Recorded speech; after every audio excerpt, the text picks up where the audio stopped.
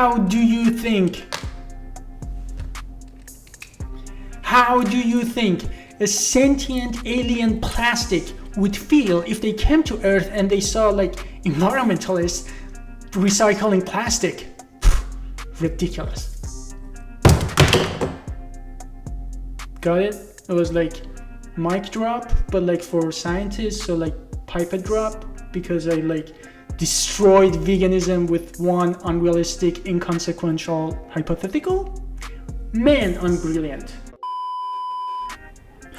Oh hey, my name is Dr. Faraz Harsini. I'm a biomedical and food system scientist, and I'm glad that this worked and you're here. What's this? I'm glad you asked. This crystal amplified the cosmic forces of Mother Nature, which led you to be here. Just kidding, it was the YouTube algorithm. But believe it or not, some scientists could be extremely ignorant and even superstitious. We know that there are scientists who believe in creation and there are scientists who believe in evolution. Similarly, there are scientists who are not vegan and there are scientists who are vegan. But in this case, both sides can be right simultaneously. So somebody got it wrong. So the point that I'm trying to make is that sometimes even scientists who are trained in scientific method can suffer from social conformity, biases, and other things that cloud their judgment and blind them to the reality. And that includes Neil Degrasse Tyson in this case. So when Neil was asked one simple question, what do you think about factory farming? He avoided answering this question and rambled and brought up excuses while trying to sound scientific and objective, which is why I'm making this video. What's crazy is that even people who think they should still consume animal products, if you go on the street and ask people, what do you think about factory farming? Almost everyone recognizes the common practices in factory farms is terrible. Nobody wants to support factory farming, and he didn't even have the courage to say that much. He lacked the courage to speak up about one of the biggest problems that we are facing that not only impacts trillions of non-human animals, but also it's influencing the environment and as such, every person on this planet. And I say non-human animals because there's quite a lot in Science in the Soul about the ethics of the way we treat non-human animals. I say non-human because of course we are animals. We're not plants, we're not fungi, we're not bacteria, we are animals. There is a double standard in our ethics at present, which builds a wall around our own species, Homo sapiens, which is rather unevolutionary. If you think about the fact that we are close cousins of chimpanzees, if you think about the fact that we are descended from a common ancestor that lived only about 6 or 7 million years ago. If you look back in our ancestry, at what point would you draw the line? If we look back in history, a couple of centuries ago, most people accepted slavery. And nowadays, of course, that's a horrifying thought. No civilized person today accepts slavery. What will our future descendants think when they look back at us, the way we look back at our slave-owning ancestors with horror? What will our descendants look back on it in our time? And I think the obvious candidate would be the way we treat non-human animals. My view would be that we want to avoid suffering. Therefore, the criterion would be, can this creature suffer? This is the criterion that Jeremy Bentham, the great moral philosopher, laid out. Now for me, as a biomedical and food system scientist, and as someone who studied pandemics, antibiotic resistance, zoonotic diseases, and other global issues, it was really disheartening to watch Neil Degrasse Tyson to ridicule veganism, and by extension, trillions of animals who die annually if you can't fish, and also an insane amount of environmental damage that animal consumption causes. And that doesn't end with non-human animals. It's impacting every single human on Earth as well. The excuses that he brought up to mock vegans and excuse consuming animal products was so painful that I have only one way to show you how painful it was for me to watch that. Imagine this. So Neil, what do you think about the plastic pollution problem? Well, I can't tell you my opinion because I'm a public figure. But what I can do is to give you the facts that you need and teach you how to think like a scientist objectively using unrealistic, inconsequential hypotheticals. Because I want you to examine your arguments. hold on a second. What about aliens? What about aliens? What about a sentient alien plastic? Or maybe a sentient plastic alien? Imagine aliens come to Earth. They know nothing about people or petroleum. To them, petroleum is like Mother Nature's pee or blood, and they have to extract oil from the ground to relieve this cosmic pressure from Mother Nature. This is why we need to make more plastic. I'm not giving you my opinion, but these are facts. I'm just giving you the facts so you can think critically, right? Oh, wait a minute. What about the plastic you own? So if you own any amount of plastic, you don't get to tell me that I shouldn't own plastic. We should reduce our plastic consumption. You don't get to say that. Also, what about the value of plastic? Plastic has a lot of values. If a sentient alien plastic came to Earth today, would they want to see more plastic or less plastic? I argue more plastic. So they come to Earth, and then what they see is environmentalists. People who recycle. How ridiculous. How dare you? You compare yourself with other animals who have a beating heart and a brain to feel pain, and you look at plastic and you say, well, they don't have a brain, they don't have a beating heart, and so they deserve to be melted? How dare you? To come up with that idea of the sentient plants, did you smoke any baby plants? No. Neil is not an accomplished scientist. With an exception of his PhD dissertation, he hasn't really published that much or contributed to any field in science, including astrophysics. Nonetheless, I want to acknowledge that he is a great teacher, he's great at communication, he's articulate, he's animated and always excited and truly enjoys science, and I like that about him. I also think that he is trained in scientific methods. So it's naturally tempting to believe that everything that comes out of his mouth is the objective truth. It's not. I'm not here to tell you what to do and what not to do, but I really want to give you the other side of the story that Neil conveniently left out. And having all this information, then you can decide what's best to do for yourself and for the environment and for trillions of other non-human animals. I'm sure everyone has heard something about the problems with animal consumption, whether it's animal welfare, the problems with the environment, climate, zoonotic diseases, or public health. We also want to look at why someone like Neil could be so ignorant when it comes to veganism. In order to change, the first thing that we have to do is to feel uncomfortable and accept that we are wrong or there is a better way to move forward. Generally, accepting that we are wrong is uncomfortable and most of us don't want to think about it. So something worth noticing here is that a lot of vegans, including myself, weren't born or even raised vegan. Some of us, including myself, actually liked the taste of animal products before going vegan. But in the light of new information, and despite the fact that it was inconvenient, we admitted that we were wrong and there was a better way to move forward, and hence we changed. This new information sometimes is in the form of watching The Minion, that I'm going to link here, or any similar footage that shows behind the scenes of animal businesses that profit from exploiting animals and environment and people. So for a lot of people, it's simply the fact that we realize that our taste and pleasure, or literally our sensory pleasure, doesn't justify hurting animals and harming them and killing them. There's every reason to think that mammals, at least, and probably many more, can suffer perhaps as much as we can pain.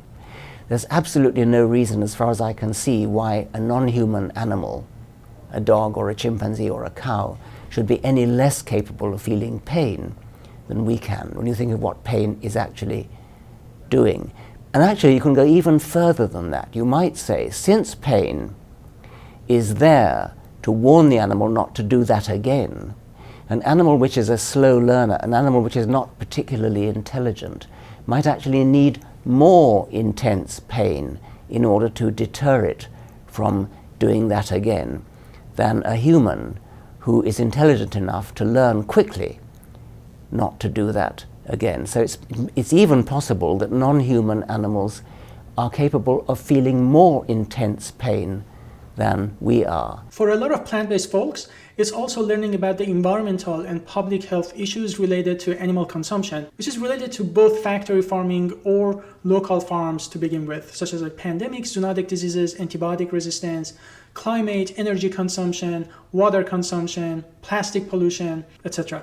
I say plastic pollution because the biggest contributor to plastic pollutions in oceans is from fishing gears. And lastly, some people choose to eat whole food plant-based diet solely because of its health benefits. So that includes improving athletic performance, having a better cardiovascular function, losing weight, reducing the risk of acne from dairy consumption, reducing the risk of cardiovascular diseases and diabetes and cancer, and so on. Regardless of why we changed despite the fact that it was convenient to just live our lives the way our parents raised us, which might not have been the best way to move forward. And admitting that is difficult. Our brains are evolved to resist change. The guy who didn't stick with social norms and whatever was familiar and was curious to see what that noise is behind the bushes probably got eaten by bears and didn't survive to reproduce. So we are evolved to like habits and resist change. It's hacked into our brains. So a lot of times, even when you're a scientist, instead of looking at the facts, you try to just come up with justifications to live your life the way that is convenient, not necessarily scientifically true or logical. I've realized that a lot of times people who argue against veganism don't understand what veganism is about. Some people degrade veganism to their own perception of what they think veganism is about, and then they attack that idea, which would make sense, except that this is not what veganism is about. Veganism is simply excluding all forms of animal exploitation and cruelty as much as practical and possible. And that includes animals used for entertainment, food, fashion, etc. And the key here is as much as practical and possible. So we are not talking about hypotheticals and exceptions. We're talking about most of us who have the means of being vegan. And if you have internet access and you're watching this, that includes you as well. So you probably agree with vegans more than what you think. We simply think that animal abuse and exploitation is wrong. We simply think this is unnecessary and wrong. So as this,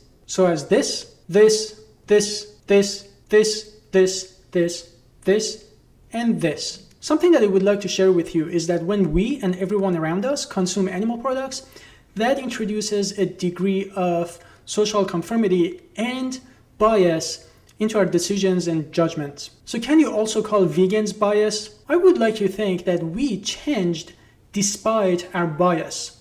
Because if you are like me, I like the taste of animal products. It was inconvenient to give up something that was socially acceptable and become a part of minority.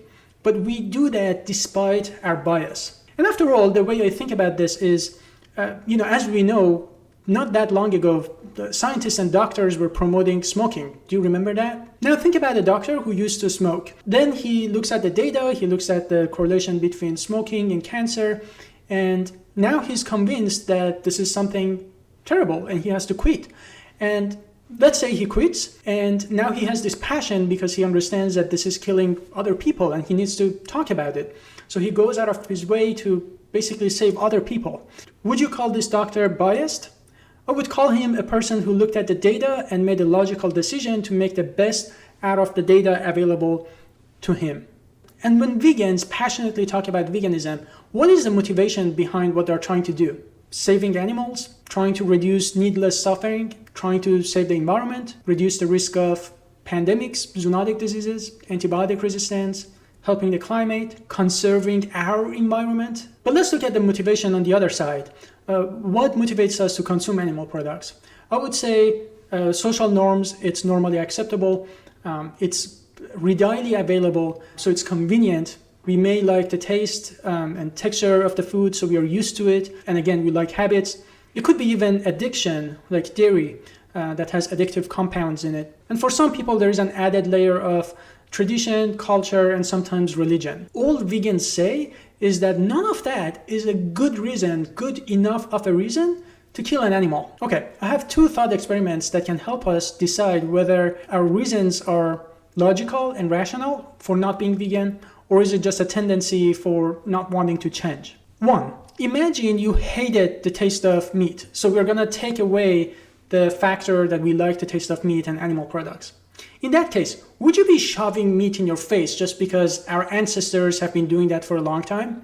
Just because you're worried about mice and other animals that might die during plant harvesting? I think not. Second question. Imagine the problem that you have with veganism wasn't indeed a problem. Let's say you're concerned about lack of protein in plant-based diet. Let's say you're concerned about mice and other animals that die during harvesting plants. Let's assume those are not real problems. Would you go vegan then? I imagine not. In cases like this, our brain automatically finds another reason and tries to just justify our current habits to prevent us from changing. In the face of inconvenient truth and new information, there are two ways to go about this.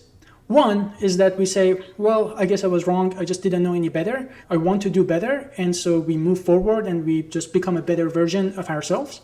Or two, we mock, we troll, we say things like, bacon, after this video, I'm gonna eat twice as much meat. We resist. We may use unrealistic, inconsequential hypotheticals. We use whataboutism, which is a distraction tactic. So we avoid talking about the main topic by talking about what about this, what about that. Or we rely on logical fallacies. Basically anything that aligns with our point of view and justifies eating animals. Now, interestingly, Neil shows all signs of resistance here. You can clearly tell from his tone that he's mocking vegans and vegetarians. That doesn't sound that objective to me. He's getting agitated, emotional, irrational. He cuts off the interviewer multiple times. So remember the definition of veganism, it was reducing animal exploitation as much as practical and possible. So he's taking out that from the definition. He's degrading the idea of veganism to his own perception of what veganism is. Then he's using logical fallacies to attack that idea. Something I really wanted to show you is a beautiful conversation between Richard Dawkins and Peter Singer. You probably know Richard Dawkins. Unlike Neil, he is actually a very accomplished evolutionary biologist. And if you don't know Peter Singer, he's a very influential and accomplished professor of bioethics from Princeton University. I don't necessarily agree with 100% of everything that Peter Singer and Richard Dawkins say all the time, but I really like this conversation between Richard Dawkins and Peter Singer. I want to show you a few seconds of it. I think that's how every scientific conversation should be. They're putting aside their emotions, they're respectful, no one is getting emotional, no one is cutting the other person off, and they're just using logic. And despite the fact that Richard Dawkins is actually not vegan, he can acknowledge his biases and he can acknowledge that the other person is on the right side. But it seems to me, and I'd really like to hear where you stand on this, that when we're talking about vertebrates, particularly the animals we eat, the pigs and cows and chickens and so on, there's no doubt that they can feel pain, and there's no doubt that they do feel pain in the way we rear them and produce them. So that's why I don't think we can ethically justify eating them. I mean, I think really once we accept the sort of the Darwinian picture that we're not somehow a specially created species that's been, got a God-given right to rule over the other animals, we really have to move towards not buying all of these products that come from animals and that really embody the suffering that those animals experience. Yeah. To the extent that humans differ in just the respects that you mentioned, what those respects are, intelligence doesn't seem to me to be relevant per se. A capacity to feel pain is highly relevant, and I suspect you're right that there's no evidence to suppose that it's any worse, any more painful for a human to have a knife drawn through its throat or something than for a pig. So the only justification I can think of for eating meat, and I confess that I do eat meat, is the one you raised earlier, and I think you're almost certainly right. Of course, that isn't the way it happens. The way they're kept in factory farms and the way they're herded into slaughterhouses, I don't know much about it, but I suspect it's unconscionable.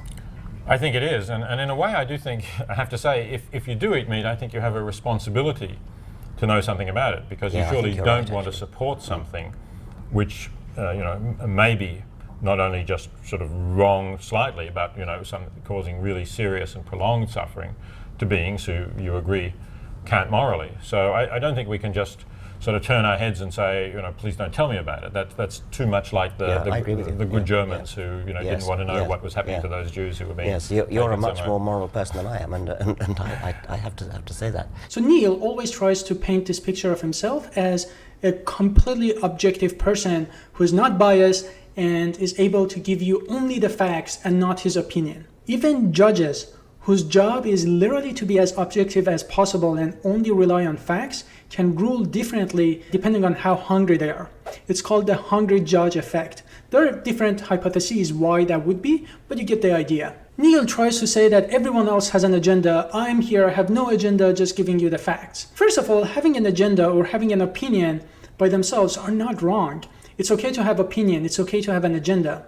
MLK, Einstein, Gandhi, and Hitler, they all had agendas, just very different agendas, right? So the important thing here to have righteous agendas and to base our opinion on facts and truth instead of myths and lies. His agenda, in fact, is to paint himself as someone who's completely objective, completely aware of all arguments for veganism, and also painting this picture where it's like everything is gray, there is no perfect solution, there is no right and wrong, and therefore, any attempt to be vegan is futile because we can't be perfect, which is a logical fallacy, by the way. Not to mention that he's trying to paint all vegetarians and vegans with the same brush, who are very different, by the way, and just, kind of frame them as emotional and illogical people, as like a bunch of hippies, as if there is no vegan scientist, no vegan philosopher, as if like this is just something that some vegetarians, some hippies believe. So that's clearly his agenda, and you can hear it from his tone and the way that he's like interrupting the interviewer and can't even like listen to logic. And for someone who's that careful with choosing words, I think he's just trying to paint all vegans and vegetarians and animal rights activists with the same brush and kind of say that we are emotional and we have agendas and therefore our points are not valid. Let me tell you my own point of view, not opinion, my own point of view using this nonsense hypotheticals. And what's really funny is that the whole point of using aliens is because he's trying to remove bias from the situation.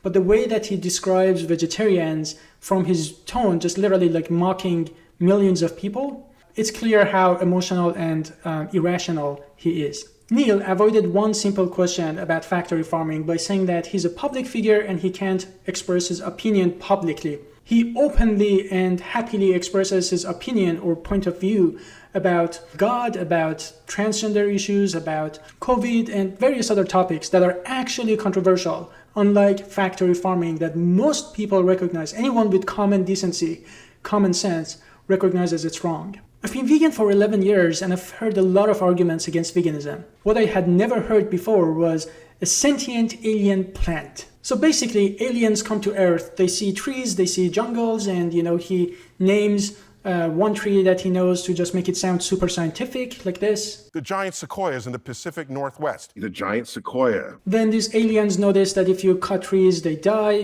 something like blood comes out, some liquid comes out, and then he mocks vegetarians for fantasizing about like eating baby fruits or baby spinach or whatever. While Neil is living in this unrealistic world, let's talk about the real world. For a dairy cow, for instance, dairy cows in any farm, whether it's local or factory farms, they have to be repeatedly and forcibly inseminated and to produce milk to begin with. And when they give birth, their children are taken away from them.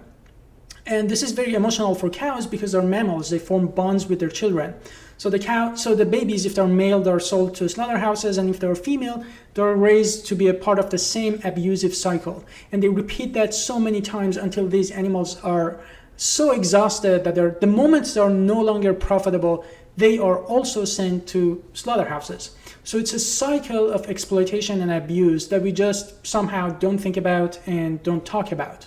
Do you know what happens when you take away a baby spinach from its mother? Precisely nothing. So you really have the audacity to compare that amount of pain and suffering, both physical and psychological, that a cow experiences with baby spinach and baby carrots? Really? He also rambles about vegans living in houses made from woods. First, not every vegan lives in a wooden house. Second, non-vegans also live in wooden houses. And third, that's a logical fallacy called appeal to futility. Basically, because vegans can't eliminate suffering to zero, any amount of attempt to reduce suffering is futile. Imagine if I went out of my way and killed somebody's dog for no reason, for pleasure, for instance, or convenience. And in a court I said, I'm not guilty. he's living in wooden houses, he's cutting down trees, so therefore it justifies me killing animals and do whatever I want to them. It's ridiculous, right?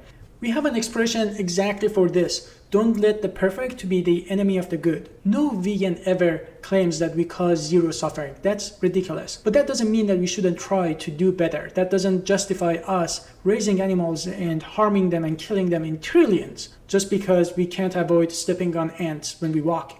And he thinks this idea is genius, no one has thought about it, and he keeps repeating that. And I love when Stephen Colbert actually called him out on this. I want to hear one more, but what I'm hearing so far is either save all of them or save nothing. I can't quite tell. No, I'm not here to give you your opinions. I'm here to make sure whatever opinion you do have is more fully informed than it probably was to begin with. Remember I told you how some people argue against veganism without knowing that they're actually arguing for veganism? This is one example of that. So he keeps talking about how much value a tree has. Well, I agree with him. Trees are very, very much valuable. In fact, animal consumption is a leading cause of deforestation. It's a fact that he conveniently left out. So really, if you love trees, the best way to cut down fewer trees would be to literally go vegan. Some people hear arguments against veganism and they keep repeating them without really looking into them. And I really want to address one of them that keeps popping up. One is actually like plants have feelings, which they don't, but people say they're alive. And the other one is when they say a lot of animals die during harvesting plants in just normal agriculture. First, we acknowledge that these problems exist and they suck. No one really denies that these are not problems. But just because there is a problem somewhere in the world, that doesn't give us the right to do other bad things or intentionally harm other animals when we don't have to. Again, veganism is about reducing needless suffering as much as practical and possible. Veganism is not about zero suffering. That's just absurd. Many pandemics that killed millions of people like us originated from animal farms. Not just factory farms, but small farms as well. Right now, there is a bird flu going on, and you can go to CDC website and check it out, and you can see that it's not just factory farm, it's also local backyard chickens. Every single feedlot provides an opportunity for antibiotic resistance to emerge. And that's something that threatens every single life on this planet, like humans. His mouse argument is terrible, and he thinks it's genius and nobody has thought about this, and he keeps repeating this. Again, he uses whataboutism. So we are talking about animal agriculture and exploiting animals in trillions, and he says, what about that mouse in your garage? And his hypothetical is so useless that if you exchange the mouse for a cow and the tree for a carrot, it won't work. As Jack is trying to change that hypothetical in order to make a conclusion for factory farming, he says, oh no, you can't apply that to cows, you can apply that to carrot. He's trying to imply that vegans are logically inconsistent because if we find a mouse in our garage, if we release it to the nature, they're more likely to be eaten and suffer. So our options are we either release the mouse and we become a hypocrite, or we open our house to all the mice in the world. But that's stupid. You can be in favor of moral consideration of other animals without compromising your own well-being. You can be in favor of animal rights and remove a mouse from your home in the same sense that you can be in favor of homeless shelters and remove a houseless person who breaks into your home. It's so simple. Just because you care about houseless people, it doesn't mean that you have to open your home to every houseless person. He also makes another terrible mistake. He says the mouse is inconsequential, but a tree has a lot of values. But mice in nature are a part of ecosystem. In an ecosystem, when you mess with one animal, you're messing with the entire system. That's literally the definition of an ecosystem. That mouse is actually a part of the ecosystem and the food chain. So there are animals who rely on eating this mouse. So he's isolating the mouse from the entire ecosystem, but he's talking about the tree value in an ecosystem because it produces oxygen for everyone else and etc. But the reality is when you remove one species, one animal from an ecosystem, you're impacting the entire ecosystem. In addition to that, vegans never ask anyone to go out of their way to help animals. Veganism is the moral baseline. It's just not actively participating in harming animals. We are not asking anyone to help an injured animal. We are not asking people to think that a human is morally equivalent to a mouse. All we are saying is that when we have better options, we shouldn't harm other animals. That would be exploitation and abuse. So Neil says that he doesn't want to give his opinion, But I think as a science communicator, it's actually his responsibility to read the data, to understand it, and make it easy for people to understand and bring all this convoluted science to people. It's actually his responsibility. You don't want to give your opinion? Fine, give people the facts. He omitted so many facts that were relevant to that question about factory farming, and he's talking about vegetarians eating baby spinach. We have all these massive global issues in the world, and he's talking about baby carrots and baby spinach. A lot of smart people have already debunked his argument against veganism. I'm going to put them in the description. But I want to spend a little time about things that he actually didn't talk about, and he had to. He had the responsibility as a science communicator to talk to people about this, and he didn't. Antibiotic resistance.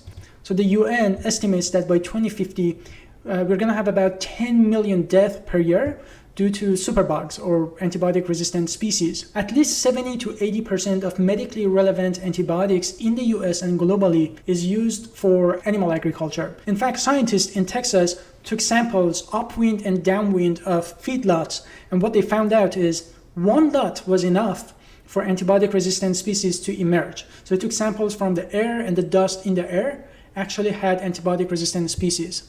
One feedlot. And according to World Health Organization, emergence of antibiotic resistance as a pandemic would be the end of modern medicine, because any simple infection that we can treat with ampicillin and doxycycline and amoxicillin can kill us. And this chart can show you the amount of water that is required to produce certain amount of foods. So you can compare animal products with plant-based foods. Pandemics and zoonotic diseases.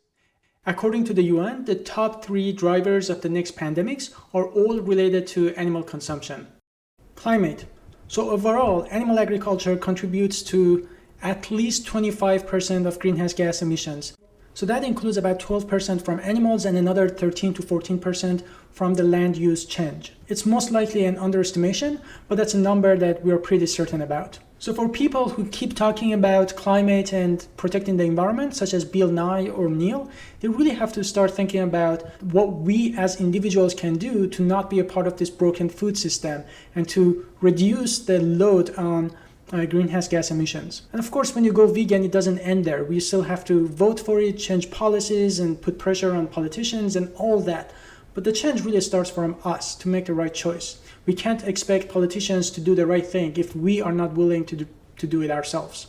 Some countries are proposing or introducing tax on meat for 2 reasons. One is the climate and greenhouse gas emissions, and the other one is for the pressure that it puts on public health and the healthcare system. So here are top 10 causes of death in the US. The number 1 cause of death in the US and globally is cardiovascular diseases, and it's almost entirely preventable. Many of these top causes of morbidity and mortality are strongly linked to animal consumption, saturated fat, endotoxins, the inflammation that is caused, the plaque formation, etc. And here is Neil conveniently ignoring the fact that animal consumption is one of the leading causes of many of diseases on this table. Land use. The estimated amount of land dedicated to livestock production is between half to 3/4 of all farmlands available. And it only produces 18% of total calorie and 25% of total protein used in the world. Now, it is true that part of these lands may not be suitable for agriculture, but the bottom line is we already have enough land to produce plants and feed the world directly from that, without causing pandemics, without increasing the risk of zoonotic diseases and antibiotic resistance, without contributing to climate change as much as we do. So instead of joining the rest of scientific community to do something about all these major challenges in the world that are linked to animal consumption, he gets emotional and mocks vegans for trying to do something about it. Even if he didn't care about animals, as a science communicator, he still had the responsibility to inform the audience about all these major challenges that I mentioned. I understand that it wasn't the question that he was asked, but all these factors, all these facts are relevant to that question. So whether you're a scientist or not, next time when someone asks you about, what do you think about animal agriculture? What do you think about eating meat? What do you think about vegans? You're not going to be as ignorant as Neil. You actually know some facts about the problems, like really big problems in the world that animal agriculture is causing, and you will not sound as ignorant as Neil. Please remember that veganism is the moral baseline. That's the minimum we can do, which is basically not supporting these industries, not being a part of the problem. But truly, if you admit that what's happening to animals is terrible and it's injustice, because it's unnecessary. In the face of injustice, silence is not an action. So we do have that moral obligation to speak about it, to educate others. And frankly, a lot of people like myself really didn't know any of this, and we were kind of brainwashed and conditioned to consume animal products. So when you give people a chance, when you give them the facts and make this connection between their actions and their values, a lot of people change. So please don't stop speaking up, don't stop educating others, and keep doing what you're doing. And if you're not vegan, thanks for watching. I know it's easier to just ignore the facts, to laugh it out, to troll, but if you watched it so far, thank you. If you don't litter, if you don't trash, just because you understand that it damages the environment and it's something bad for everyone else, and you're willing to take an extra mile to find the trash can, why not going an extra foot to really grab that vegan option in a grocery store? Why not going an extra second to order that vegan option from the menu and not participate in this massive amount of pain and suffering that we needlessly cause to animals? I think we can do better. I know we can do better. So please join us. If you really hated the video, please subscribe. Otherwise, Mother Nature will follow you until the rest of eternity and will shove so many soybeans down your throat that you will shit tofu.